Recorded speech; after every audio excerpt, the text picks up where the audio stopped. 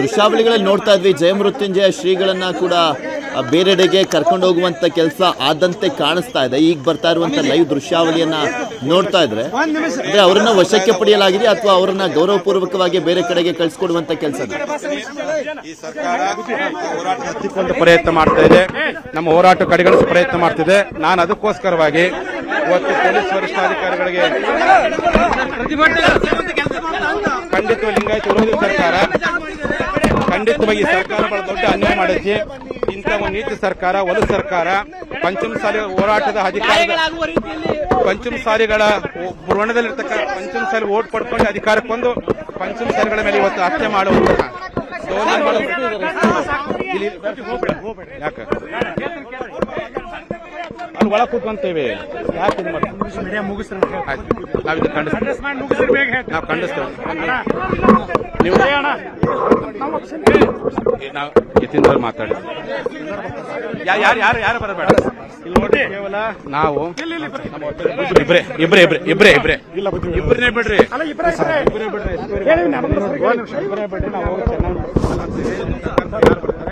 ನನ್ನ ಆಗ್ರಹ ಹೇಳ್ಕೊಂಡು ಗೌಡ ಈಗ ನಾವಿಬ್ರೇ ಹೋಗ್ತೇವೆ. ಯಾರು ಕಳ್ಸಕ್ ಹೋಗ್ಬೇಡ್ರಿ, ಯಾರು ಕಳ್ಸಕ್ ಹೋಗ್ಬೇಡ್ರಿ, ಯಾರು ಕಳ್ಸಕ್ ನಿಮ್ಮ ಸರ್ಕಾರ ಪರ ಯಾರು ಬಂದಿ, ನಿಮ್ಮ ಸರ್ಕಾರ ಪರ ಯಾರೊಬ್ರು ಬಂದು ಮಾತುಕತೆ ಮಾಡಿ ನಾನು ಕ್ಲೋಸ್ ಮಾಡ್ತೇನೆ. ಆಯ್ತಾ?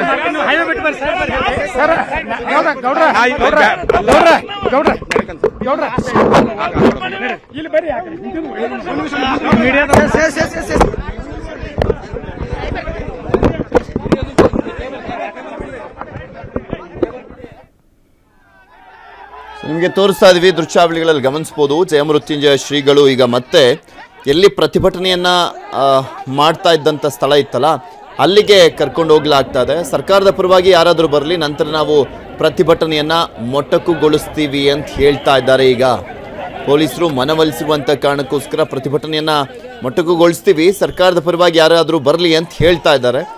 ಸರ್ಕಾರದ ಪರವಾಗಿ ಯಾರು ಹೋಗ್ತಾರೋ ಗೊತ್ತಿಲ್ಲ, ಯಾವ ಸಚಿವರಲ್ಲಿದ್ದಾರೋ ಅಥವಾ ಯಾವ ಸಚಿವರು ಹೋಗಿ ಅಲ್ಲಿ ಅವರ ಒಂದು ಮನವಿ ಪತ್ರವನ್ನು ಸ್ವೀಕಾರ ಮಾಡ್ತಾರೋ ಗೊತ್ತಿಲ್ಲ. ಬಟ್ ಒಂದು ಸಂದೇಶವನ್ನಂತೂ ರವಾನೆ ಮಾಡಲಾಗಿದೆ. ಇನ್ನೊಂದು ಕಡೆ ತೋರಿಸ್ತಾ ಇದೀವಿ ನೋಡಿ, ಅಲ್ಲಿನ ಗೇಟ್ಗಳ ಮುಖಾಂತರ ಹತ್ತಿ ಸುವರ್ಣಸೌಧದ ಒಳಗಡೆ ಹೋಗುವಂಥ ಕೆಲಸವನ್ನು ಕೂಡ ಮಾಡಲಾಗ್ತದೆ.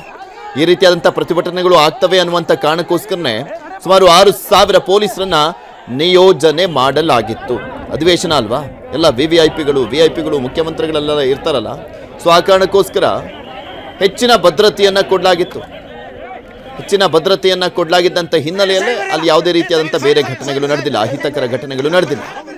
ಪರಿಸ್ಥಿತಿಯನ್ನ ಆಲ್ಮೋಸ್ಟ್ ಹತೋಟಿಗೆ ತಂದಂತೆ ಕಾಣಿಸ್ತಾ ಇದೆ ಪೊಲೀಸ್. ಈ ಬಗ್ಗೆ ಇನ್ನಷ್ಟು ಮಾಹಿತಿಯನ್ನ ಪಡ್ಕೊಳ್ಳೋಣ. ನಮ್ಮ ಪ್ರತಿನಿಧಿ ಚಂದ್ರಕಾಂತ್ ಸುಗಂಧಿ ನಮ್ಮ ಜೊತೆ ದೂರವಾಣಿ ಸಂಪರ್ಕದಲ್ಲಿ ಜಾಯ್ನ್ ಆಗಿದ್ದಾರೆ. ಚಂದ್ರಕಾಂತ್ ಸುಗಂಧಿ, ಜಯಮೃತ್ಯುಂಜಯ ಶ್ರೀಗಳು ಮಾತನಾಡ್ತಾ ಇದ್ರು, ಅವರನ್ನ ಮನವೊಲಿಸಿ ಕರ್ಕೊಂಡು ಹೋಗುವಂತ ಕೆಲಸ ಆಗ್ತಾ ಇತ್ತು. ಅವ್ರು ಹೇಳ್ತಾ ಇದ್ರು ಸರ್ಕಾರದಿಂದ ಯಾರಾದ್ರೂ ಒಬ್ರು ಬರಲಿ, ಅದಾದ್ಮೇಲೆ ನಮ್ಮ ಪ್ರತಿಭಟನೆ ಅಂತ್ಯಗೊಳಿಸ್ತೀವಿ ಅಂತ. ಎಲ್ಲಿ ಕರ್ಕೊಂಡು ಹೋಗ್ಲಾಯ್ತು ಈಗ ಜಯಮೃತ್ಯುಂಜಯ ಸ್ವಾಮೀಜಿಗಳನ್ನ? ಕೆಲಸ ಹಾಗೆ ನಡೀತಾ ಇದೆ ಪೃಥ್ವಿರಾಜ್. ಮತ್ತೊಂದು ಕಡೆ ಏನು ರಾಷ್ಟ್ರೀಯ ಹೆದ್ದಾರಿಯನ್ನ ಪೊಲೀಸರು ಕ್ಲಿಯರ್ ಮಾಡಿದ್ರು. ಒಂದು 5-6 ಬಸ್, ಒಂದು ಲಾರಿ ಬಿಟ್ಟ ತಕ್ಷಣ ಮತ್ತೆ ಈಗ ಜನ ಏನು ಆಕ್ರೋಶಗೊಂಡಂತ ಜನ ಈಗ ಮತ್ತೆ ರಾಷ್ಟ್ರೀಯ ಹೆದ್ದಾರಿ ಮೇಲೆ ಬಂದು ಕುಳಿತು ರಾಷ್ಟ್ರೀಯ ಹೆದ್ದಾರಿಯನ್ನ ಸಂಪೂರ್ಣವಾಗಿ ಬಂದ್ ಮಾಡಿದ್ದಾರೆ. ಬಸನಗೌಡ ಪಾಟೀಲ್ ಯತ್ನಾಳ್, ರಾಜ್ಯಸಭಾ ಸದಸ್ಯ ಈರಣ್ಣ ಕಡಾಡಿ ಮತ್ತು ವಿರೋಧ ಪಕ್ಷದ ಉಪನಾಯಕ ಅರವಿಂದ್ ಬೆಲ್ಲದರನ್ನ ಪೊಲೀಸರು ವಶಕ್ಕೆ ಪಡೆದು ಇಲ್ಲಿಂದ ಸ್ಥಳದಿಂದ ಕರೆದೊಯ್ದಿದ್ದಾರೆ. ಈಗ ಏನು ಅವರು ಹೋದ ಬಳಿಕವೂ ಕೂಡ ಪ್ರತಿಭಟನೆ ಮುಂದುವರೆದಿರ್ತಕ್ಕಂಥದ್ದು. ಯತ್ನಾಳ್ ಬಿಡುಗಡೆಗೆ ಆಗ್ರಹಿಸಿ ಈಗ ಹೋರಾಟಗಾರರು ಮತ್ತೆ ರಾಷ್ಟ್ರೀಯ ಹೆದ್ದಾರಿಯನ್ನ ಬಂದ್ ಮಾಡಿದ್ದಾರೆ. ರಾಷ್ಟ್ರೀಯ ಹೆದ್ದಾರಿ ಸಂಚಾರ ಈಗ ಮತ್ತೆ ಸಂಪೂರ್ಣವಾಗಿ ಅಸ್ತವ್ಯಸ್ತಗೊಂಡಿರ್ತಕ್ಕಂಥದ್ದು. ಒಂದು 5-6 ವಾಹನಗಳನ್ನು ಹೋಗಕ್ಕೆ ಮಾತ್ರ ಅವಕಾಶವನ್ನು ಕೊಟ್ಟರು. ಪೊಲೀಸ್ ಭದ್ರತೆಯ ನಡುವೆ ಬಿಡಲಾಗಿತ್ತು. ಈಗ ಮತ್ತೆ ರಾಷ್ಟ್ರೀಯ ಹೆದ್ದಾರಿ ಸಂಪೂರ್ಣವಾಗಿ ಬಂದ್ ಆಗಿದೆ ಪೃಥ್ವಿರಾಜ್. ರಾಷ್ಟ್ರೀಯ ಹೆದ್ದಾರಿ ತುಂಬೆಲ್ಲ ಪಂಚಮಸಾಲಿ ಮೀಸಲಾತಿ ಹೋರಾಟಗಾರರು ಆವರಿಸಿಕೊಂಡಿದ್ದಾರೆ. ಏನು ಪಂಚಮಸಾಲಿ ಶ್ರೀಗಳನ್ನ ವಶಕ್ಕೆ ಪಡೆದ್ರೆ ತಪ್ಪು ಸಂದೇಶ ಹೋಗುತ್ತೆ ಅಂತ ಹೇಳಿ ಅವರನ್ನ ಮನವೊಲಿಸುವ ಯತ್ನವನ್ನ ಪೊಲೀಸರು ಮಾಡ್ತಾ ಇದ್ರು. ಅದು ಇದುವರೆಗೂ ಕೂಡ ಅದು ಫಲ ನೀಡಿಲ್ಲ. ಏನೋ ಸ್ವಾಮೀಜಿಯನ್ನ ಹೊರತುಪಡಿಸಿ ಉಳಿದಂತೆ ನಾಯಕರನ್ನ ಸದ್ಯ ವಶಕ್ಕೆ ಪಡೆಯಲಾಗಿದೆ. ಈಗ ಏನು ಸರ್ಕಾರದ ಪ್ರತಿನಿಧಿ ಬರಬೇಕು ಅಂತ ಹೇಳಿ ಸದ್ಯ ಸದ್ಯ ಆಗ್ರಹಿಸ್ತಾ ಇದ್ದಾರೆ. ಆದ್ರೆ ಈ ಹಿಂದೆ ಕೆಲ ಹೊತ್ತಿನ ಹಿಂದೆ ಮಹದೇವಪ್ಪನವ್ರು ಬಂದಿದ್ರು. ಆ ಸಂದರ್ಭದಲ್ಲಿ ಮುಖ್ಯಮಂತ್ರಿನೇ ಬರಬೇಕು ಅಂತ ಹೇಳಿ ಪಂಚಮಸಾಲಿ ಹೋರಾಟಗಾರರು ಪಟ್ಟಣ ಹಿಡಿದಿರ್ತಕ್ಕಂಥದ್ದು. ಸದ್ಯ ಈ ಒಂದು ಹೋರಾಟ ಇನ್ನೂ ಕೂಡ ಮುಗ್ದಿಲ್ಲ. ಈಗ ರಾಷ್ಟ್ರೀಯ ಹೆದ್ದಾರಿ ಸಂಪೂರ್ಣವಾಗಿ ಸರ್ಕಾರ ಅಸ್ವಸ್ಥಗೊಂಡಿರ್ತಕ್ಕಂಥದ್ದು. ಅನೇಕ ಪಂಚಮಸಾಲಿ ಸ್ವಾಮೀಜಿಗಳನ್ನ ಕರ್ಕೊಂಡು ಹೋಗ್ತಾ ಇದ್ರಲ್ಲ ಚಂದ್ರಕಾಂತ್ ಸುಗಂಧಿ, ಎತ್ತ ಕಡೆ ಕರ್ಕೊಂಡು ಹೋಗ್ತಾ ಇರೋದು, ಎಲ್ಲಿಗೆ ಸಾಕ್ತಾ ಇದೆ ಅವ್ರದ್ದು ಈಗ, ಅಂದ್ರೆ ಅವ್ರ ಕಾರ್ ಎಲ್ಲಿಗೆ ಹೋಗ್ತಾ ಇದೆ? ಪಡೆಯೋಕೆ ಮುಂದಾಗಿರ್ತಕ್ಕಂಥದ್ದು. ಸ್ವಾಮೀಜಿಯವರನ್ನ ಮನವೊಲಿಸಿದ್ರು. ಆದ್ರೆ ಕೊನೆಗೂ ಫಲ ನೀಡದಿನಲ್ಲಿ ಸ್ವಾಮೀಜಿಗೆ ಸದ್ಯ ವಶಕ್ಕೆ ಪಡಿತಾ ಇದ್ರೆ ಅದು ಸುವರ್ಣಸೌಧದ ಭಾಗದಲ್ಲಿ ಇರ್ತಕ್ಕಂತಹ ಅದು ದೃಶ್ಯಗಳು ಕಂಡು ಬರ್ತಾ ಇದೆ. ಈಗ ಈ ಭಾಗದಲ್ಲಿ ಏನು ಅಂತಂದ್ರೆ ಸಂಪೂರ್ಣವಾಗಿ ರಾಷ್ಟ್ರೀಯ ಹೆದ್ದಾರಿ ಬಂದಾಗಿದೆ. ನೂರಾರು ವಾಹನಗಳು ಸದ್ಯ ರಾಷ್ಟ್ರೀಯ ಹೆದ್ದಾರಿಯ ಮೇಲೆ ಕುಳಿತು ಪ್ರತಿಭಟನೆಯನ್ನ ಮಾಡ್ತಾ ಇದ್ದಾರೆ. ಪಂಚಮಸಾಲಿ ಶ್ರೀಗಳನ್ನ ಈಗ ಎಲ್ಲಿಗೆ ಬಂಧಿಸಿ ಕರೆದೊಯ್ತಾರೆ ಅಂತಕ್ಕಂಥದ್ದು ಈಗ ಕಾದು ನೋಡ್ಬೇಕಿದೆ. ಪೃಥ್ವಿರಾಜ್, ಈಗ ಸರ್ಕಾರದ ಪರವಾಗಿ ಯಾರಾದ್ರೂ ಒಬ್ರು ಬಂದು ನಮ್ಮ ಮನವಿ ಸ್ವೀಕರಿಸಲಿ ಅಂತೆಲ್ಲ ಹೇಳ್ತಾ ಇದ್ರಲ್ಲ ಜಯಮೃತ್ಯುಂಜಯ ಶ್ರೀಗಳು, ಎಲ್ಲ ಸಚಿವರುಗಳು ಹೊರಟ್ರಾ ಅಥವಾ ಯಾರಾದ್ರೂ ಇದಾರ? ಇನ್ನೂ ಕೂಡ ಅಲ್ಲಿ ಸಚಿವರುಗಳು ಯಾರಾದ್ರೂ ಇದಾರಾ? ಪೃಥ್ವಿರಾಜ್, ಈಗ ಯಾರೋ ಸಚಿವರು ಬೆಳಗಾವಿಲಿಲ್ಲ. ಯಾಕಂದ್ರೆ ಎಲ್ಲಾ ಸಚಿವರು ಹೊರಟಾಯ್ತು. ಈ ಹಿಂದೆ 4 ಜನ ಸಚಿವರು ವೇದಿಕೆಗೆ ಬಂದಿದ್ರು. ಆ ಸಂದರ್ಭದಲ್ಲಿ ಮುಖ್ಯಮಂತ್ರಿನೇ ಬರಬೇಕು ಅಂತ ಹೇಳಿ ಸ್ವಾಮೀಜಿಯವರು ಪಟ್ಟು ಹಿಡಿದಿದ್ರು ಪೃಥ್ವಿರಾಜ್. ಹೀಗಾಗಿ ಇದು ವಿಕೋಪಕ್ಕೆ ತಿರುಗಿತು.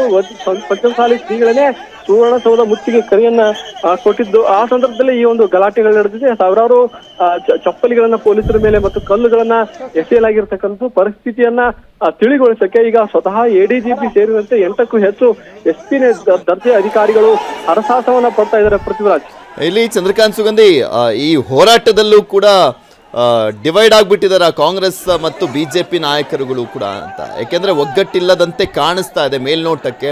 ಯಾಕೆಂದ್ರೆ ಲಕ್ಷ್ಮೀ ಹೆಬ್ಬಾಳ್ಕರ್ ಅವರು ಪಂಚಮಸಾಲಿ ಸಮುದಾಯದ ಬಂದಂಥವರು, ಅವರು ಶಾಸಕರಾಗಿದ್ದಾರೆ, ಸಚಿವರಾಗಿದ್ದಾರೆ. ಶಿವಾನಂದ್ ಪಾಟೀಲ್ ಅವರು ಕೂಡ ಆ ಸಮುದಾಯಕ್ಕೆ ಸೇರಿದಂಥವರು. ಅವ್ರು ಯಾರು ಕೂಡ ಇಲ್ಲಿ ಸಪೋರ್ಟಿಗೆ ಬರಲಿಲ್ವಾ ಅಥವಾ ಮನವೊಲಿಸುವಂತ ಪ್ರಯತ್ನ ಪಡಲಿಲ್ವಾ? ಲಕ್ಷ್ಮೀ ಹೆಬ್ಬಾಳ್ಕರ್ ವೇದಿಕೆ ಮೇಲೆ ಇದ್ರು. ಅವರು ಕೂಡ ಸರ್ಕಾರದಿಂದ ಬೇಗವೇ ನ್ಯಾಯ ಸಿಗ್ಲಿ ಅಂತಕ್ಕಂಥ ಮಾತನ್ನ ಹೇಳಿದ್ರು. ಅವ್ರು ಯಾವಾಗ ಸುವರ್ಣಸೌಧ ಮುತ್ತಿಗೆ ಅಂತ ಸಂದರ್ಭ ನೋಡಿ